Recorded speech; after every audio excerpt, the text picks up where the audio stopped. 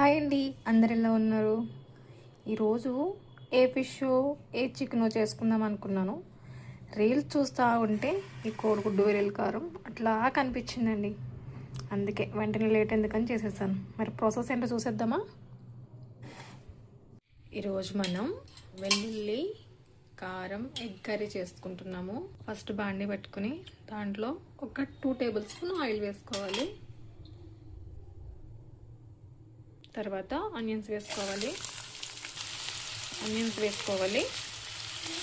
మంచిగా ఫ్రై చేసుకోవాలి. ఉల్లిపాయలు చూసారా ఇలా రంగు మారినాయో, ఇంకా కొంచెం అయితే వేసుకోవాలండి.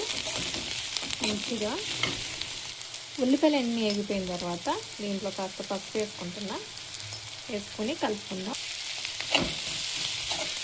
ఇది కలిపేసిన తర్వాత దీంట్లో నేను ఫస్ట్ మిక్సీ కొట్టుకున్న వెల్లుల్లి, జీలకర్ర, కారం ఇది ఇప్పుడు దాంట్లో వేసేసుకుందాం. ఇదంతా దీంట్లో వేసేసి దీన్ని మంచిగా వేయించుకుందాం.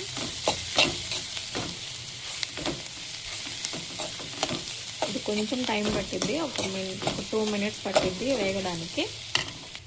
వెల్లుల్లి కారం అంటే కొంచెం ఘాటుగానే ఉంటుంది కాబట్టి కారం అయితే చూసి వేసుకోండి. ఇదంతా మిక్స్ అయిపోయింది, వేగింది. ఇప్పుడు దీంట్లోకి 4 గుడ్లు అయితే వేసుకుంటున్నా. డాట్స్ పెట్టి నాట్లు పెట్టుకున్నాను. ఇవైతే ఇప్పుడు దీన్ని మంచిగా మిక్స్ చేసి దీని లోపల దీన్ని అంతా మూసేసి పెడదాం.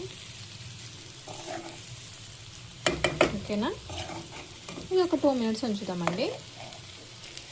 అంతేనండి, అయిపోయింది కోడిగుడ్డు వెల్లుల్లి కారం. ఫైనల్గా కొత్తిమీర తీసుకొని దీన్ని ఒకసారి అటు ఇటు తిప్పేసుకొని దింపేసుకోవాలి.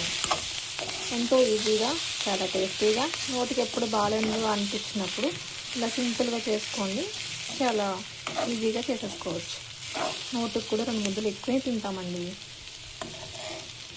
చాలా ఈజీగా చేసుకుని వెల్లుల్లిపాయ కారం రెడీ అయిపోయింది. ఇంకా తినడమే లేటు. తినేద్దామా మరి?